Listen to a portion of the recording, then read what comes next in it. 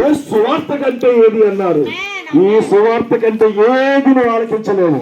ఈ వార్త ఆలకిస్తే నీ జీవితంలో ఐశ్వర్యము, నీ జీవితంలో ఆరోగ్యము, నీ జీవితంలో ఆశీర్వాదము, నీ జీవితంలో రాజ్య మార్గం వస్తుంది. కనుక ఎక్కడున్న కళ్ళు మూసుకున్నట్లయితే ఒక్క నిమిషం మన మధ్య దైవ సేవకులు ఉన్నారు, ప్రార్థన చేస్తారు. కళ్ళు మూసుకోండి.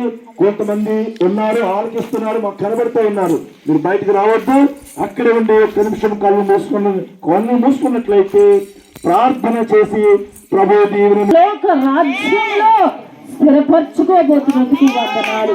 ఈ గ్రామాంతటిని బిడ్డలను రక్షించుకుంటున్నందుకు వందనాలు.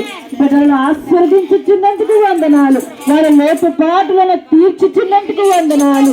నీ నామములో నీ బిడ్డలకు స్వస్థతనిచ్చినందుకు వందనాలు. వారి పాడి పంటలకించుకొని రక్షణ సంకల్పము కలిగిన గ్రామముగా ప్రతిష్ఠింపచేసి ఆస్వాదించుచున్న యేసుక్రీస్తు నామములో అడిగి వేడుకొని సమర్పించుకునిచున్నాము పరమ తండ్రి.